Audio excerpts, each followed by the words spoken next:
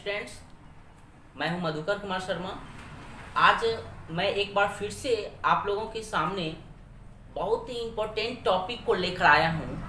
वो topic history of English से related है, जिसमें कि आज हम लोग बात करने वाले हैं टोटल 45 ऑब्जेक्टिव क्वेश्चन, जो कि बिहार बोर्ड के दृष्टिकोण से काफ़ी इम्पोर्टेंट है। तो चलिए हम लोग स्टार्ट करें आज का क्लास वीडियो।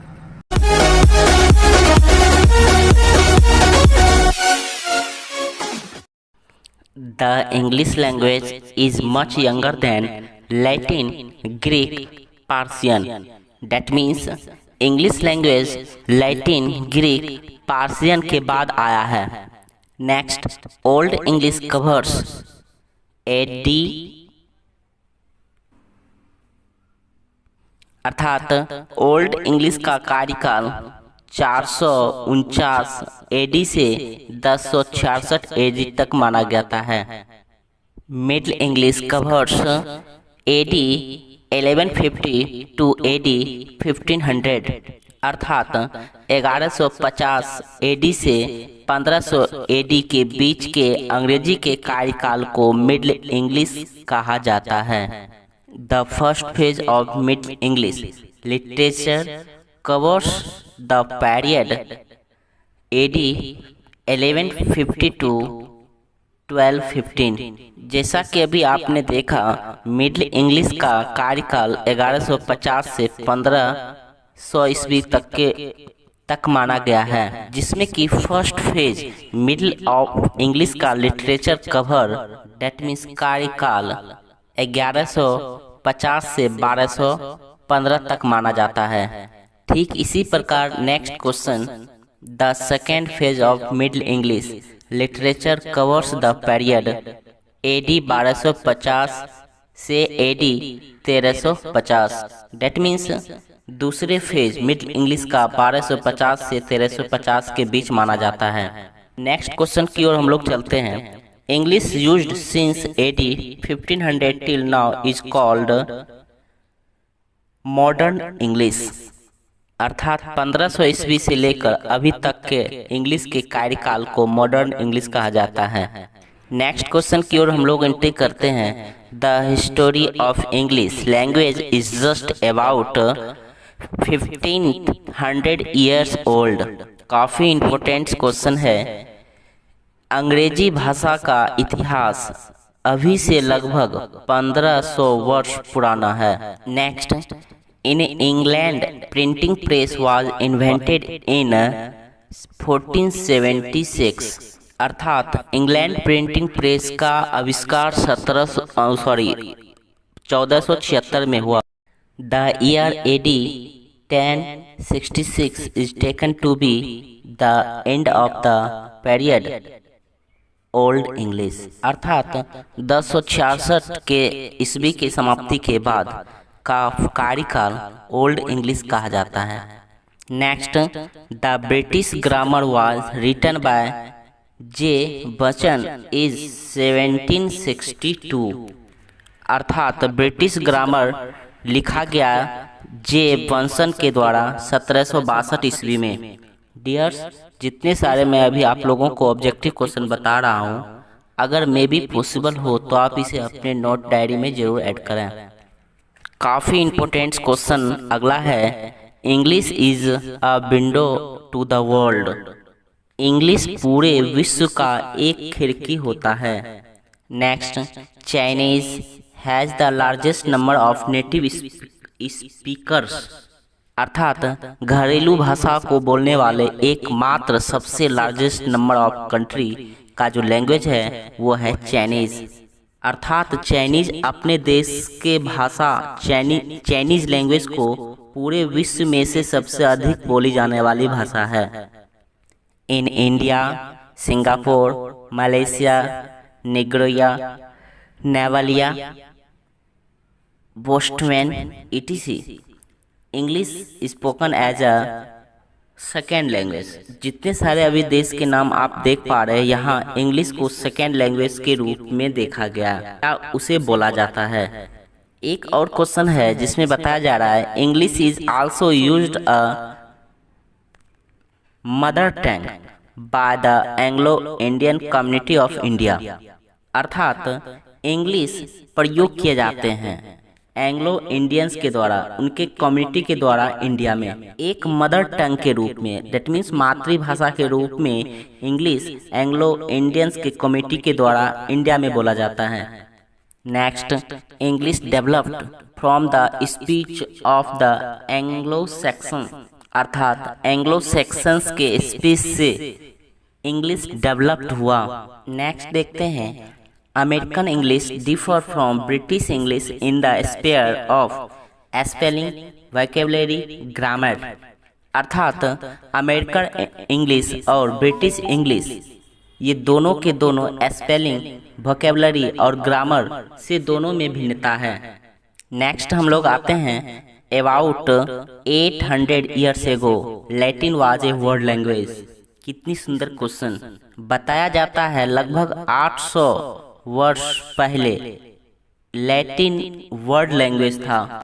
अब यहाँ से जो भी क्वेश्चन आप लोगों को बताने वाला हूँ जो कि काफ़ी इम्पोर्टेंट है, the Canterbury Tales was written by Chaucer, अर्थात द कैंटरबरी टेल्स एक पीस है जिसे चौसर के द्वारा लिखा गया है। Next, paradise regained was written by Milton, paradise regained ये भी एक प्रकार का पीस है जिसे मिल्टन के द्वारा लिखा गया।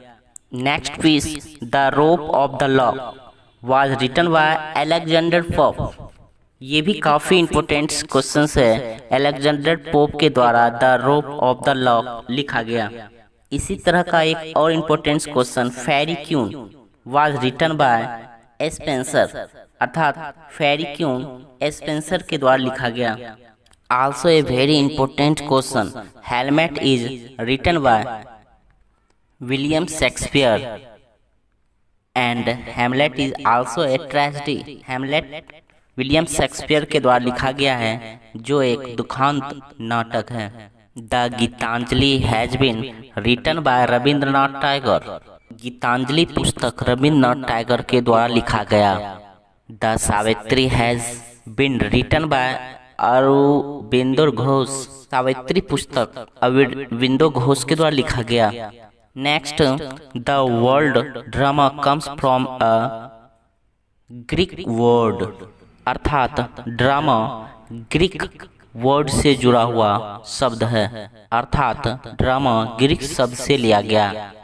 ट्रेजेडी एंड्स विथ सॉरो, बहुत ही सुंदर सा क्वेश्चन है।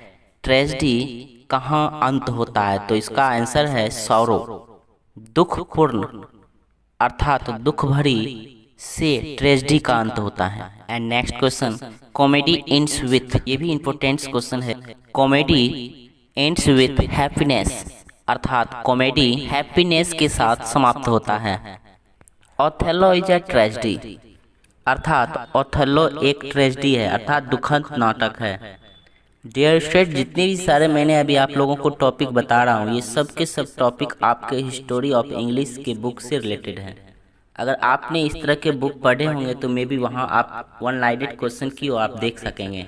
Richardson is called the father of modern novel, बहुत काफ़ी इम्पोर्टेंट। रिचर्डसन को मॉडर्न नॉवेल का पिता कहा जाता है। Next, Pride and Prejudice was written by Jane Austen. Dear students, आप इसे जरूर पढ़ के जाएंगे। प्राइड एंड प्रेजुडिस ये जेन ऑस्टन के द्वारा लिखा गया। Next, Pickwick Papers was written by Charles Dickens. आपने 50 मार्क्स के इंग्लिश में एक नोवेल पढ़ा होगा चार्ल्स डिकेंस का। नोवेल्स का नाम डेविड कॉपरफील्ड था, तो वो डिकेंस, चार्ल्स डिकेंस का लिखा हुआ एक और novel Pickwick Papers, that means Pickwick Papers किसने लिखा, तो वो चार्ल्स डिकेंस ने लिखा।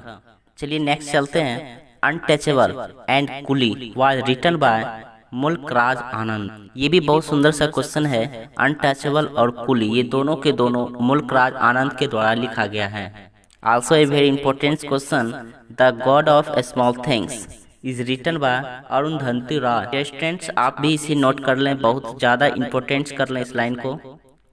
The God of Small Things किसने लिखा, तो आपको अरुंधति रॉय। नेक्स्ट चलते हैं। Train to Pakistan is written by Khushwant Singh. ये भी बहुत सुंदर सा पीस है जिसे खुशवंत सिंह के द्वारा लिखा गया। Next, Arms and the Man is also written by GB Shaw. ये जीबी शॉ एक ऐसे ऑथर हैं जो आर्म्स एंड द मैन को लिखा। Tughlaq is written by Girish Karnad. शायद आपने इसे पहले कभी पढ़ा है। मैंने जब आप लोगों को ड्रामा के कुछ टॉपिक को बताया होगा, उसे मैंने तुगलक एक ड्रामा को लिखा था और जिसमें मैंने बताया होगा कि इसे क्रिस कर्नाड के द्वारा लिखा गया है। नेक्स्ट क्वेश्चन है, English language is younger than Sanskrit and Persian. बहुत ही सुंदर सा क्वेश्चन है। इंग्लिश भाषा ये संस्कृत और पार्शियन से यंग है। डेट मीन्स संस्कृत और पार्शियन के बाद आने वाला लैंग्वेज इंग्लिश लैंग्वेज है। नेक्स्ट क्वेश्चन है, the middle English had 5 dialects. मैंने जितने भी सारे अभी आप लोगों को बता रहा हूँ, ये सब के सब आपके थ्योरी से रिलेटेड वन लाइनेड पॉइंट है, जिसे history of books, that means history of English book से लिए हुए हैं। अर्थात the middle English had 5 dialects. Middle English के पास 5 डायलेक्ट्स। डायलेक्ट्स डेट मीन्स आप कह सकते हैं इसको उपवाक्य। नेक्स्ट देखते हैं, Bible help in simplifying English. अर्थात बाइबल हेल्प किया इंग्लिश को सरल बनाने के लिए। अर्थात इंग्लिश को सुलभ बनाने के लिए बाइबल बहुत ही ज़्यादा हेल्प किए। Pearl S Buck is an Indian writer. आप इसे पढ़ लेंगे जब मैं आप लोगों को आपका रेनबो बुक में कुछ चैप्टर पढ़ाऊंगा, तो वहाँ पर पर्ल एस बक एक राइटर मिलेंगे, तो वहाँ हम इसके बारे में विशेष जानकारी लेंगे। लेकिन फिलहाल अभी हमको बताना है पर्ल एस बक किस, डेट मीन्स कहाँ के राइटर थे। तो Pearl S Buck is an Indian writer. ये एक भारतीय राइटर हैं। बहुत ही आसान सा क्वेश्चन अगला क्वेश्चन दिखाई दे रहा है। A sonnet is a poem of 14 lines. अर्थात 14 लाइन की कविता को सोनेट कहा जाता है। एक और क्वेश्चन है, TS. Eliot is a 20th century poet. अर्थात टी.एस. एलियट को 20वीं शताब्दी के कवि कहे जाते हैं।